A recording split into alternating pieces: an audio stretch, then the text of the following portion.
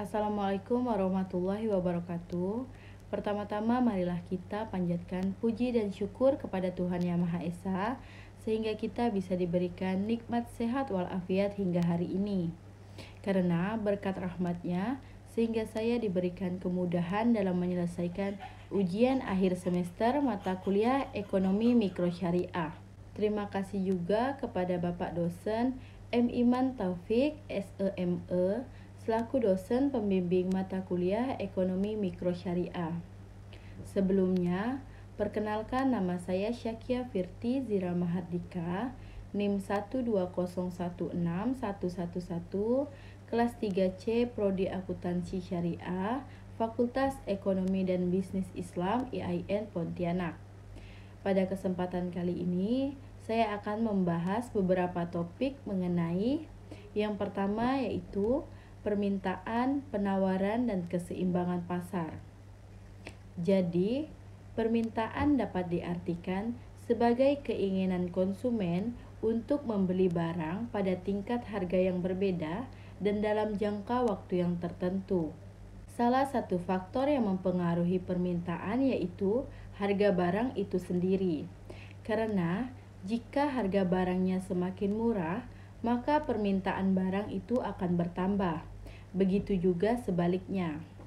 Misal contohnya, harga buah lagi murah di pasar, jadi banyak orang yang membelinya. Jadi otomatis permintaan buah akan bertambah. Begitu juga sebaliknya.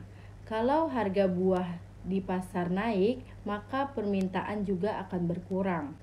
Yang selanjutnya yaitu penawaran. Penawaran dapat diartikan sebagai jumlah barang ataupun jasa yang tersedia yang dapat diberikan kepada konsumen oleh produsen pada setiap tingkat harga dan dalam jangka waktu yang tertentu. Sehingga dapat dikatakan pelaku dari penawaran ini adalah produsen ataupun penjual. Faktor yang mempengaruhi penawaran salah satunya yaitu ketersediaan sumber daya alam.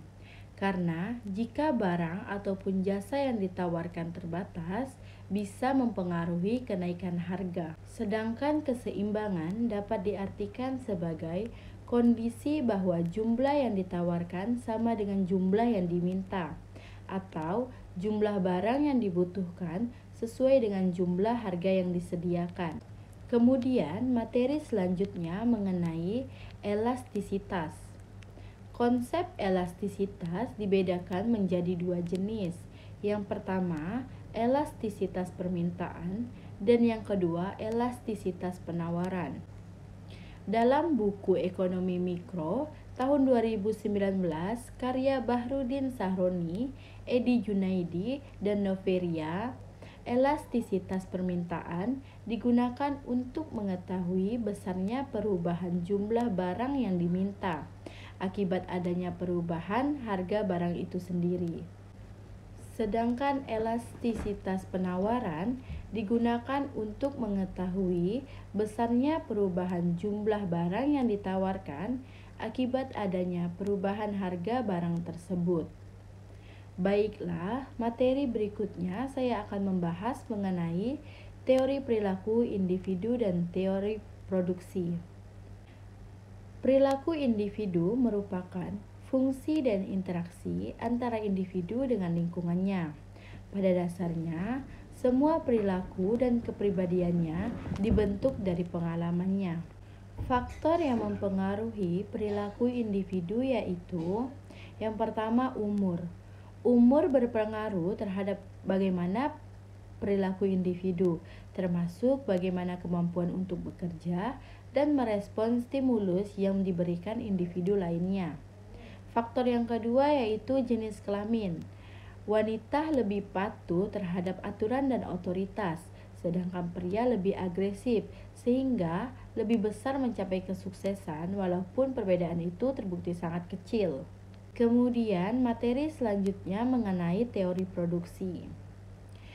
Teori produksi merupakan suatu kegiatan yang dikerjakan untuk menambah nilai guna suatu benda atau menciptakan benda baru, sehingga lebih bermanfaat dalam memenuhi kebutuhan kegiatan dan menambah daya guna suatu benda tanpa mengubah bentuknya.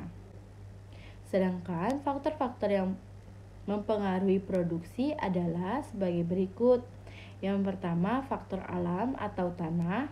Yang kedua, faktor tenaga kerja. Yang ketiga, faktor modal. Dan yang keempat, faktor kewirausahaan. Materi yang selanjutnya membahas mengenai beberapa pasar, di antaranya pasar persaingan sempurna, pasar persaingan monopolistik, dan pasar oligopoli.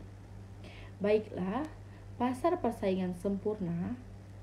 Pasar persaingan sempurna merupakan keadaan di mana penjual dan pembeli sangat banyak dan produk ataupun barang yang ditawarkan sejenis ataupun serupa.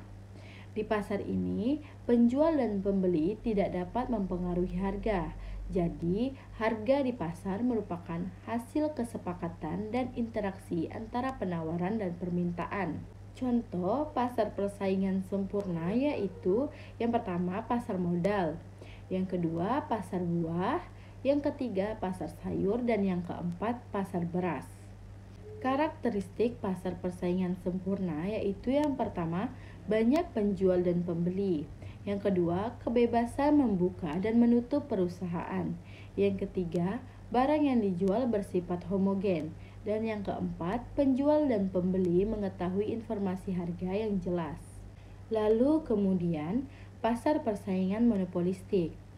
Pasar persaingan monopolistik adalah suatu pasar di mana yang terdapat banyak produsen di dalam suatu industri lalu menghasilkan barang yang berbeda corak.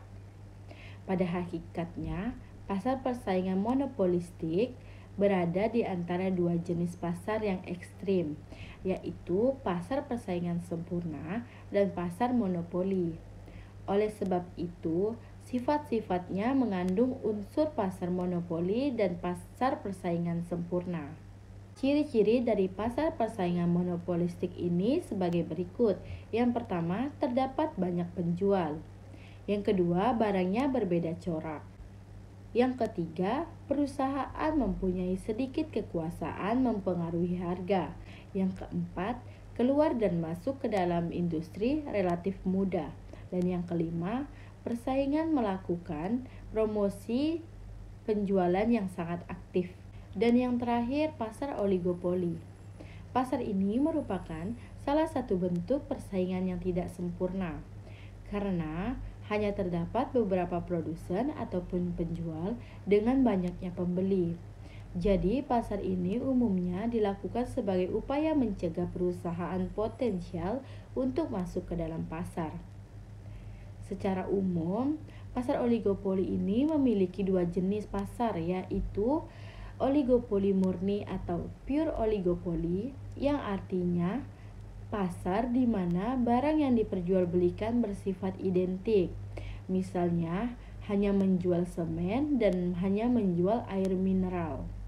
Yang kedua, oligopoli terdiferensiasi, di mana pasar dengan barang yang homogen namun dapat dibedakan. Misalnya, sabun, sepeda motor, dan laptop. Ciri pasar oligopoli ini yang pertama, ada dua perusahaan atau lebih. Yang kedua, produk yang dijual umumnya bersifat homogen. Yang ketiga, harga relatif sama. Yang keempat, produsen baru sulit masuk ke pasar. Yang kelima, membutuhkan modal yang besar. Yang keenam, kebijakan salah satu perusahaan secara signifikan mempengaruhi produsen lainnya. Demikianlah presentasi dari saya. Semoga hasil yang didapatkan dari presentasi ini bisa bermanfaat untuk kita semua. Jika ada kekurangan ataupun penyampaian serta tindakan saya yang kurang berkenan, saya mohon maaf. Akhir kata saya ucapkan terima kasih. Wassalamualaikum warahmatullahi wabarakatuh.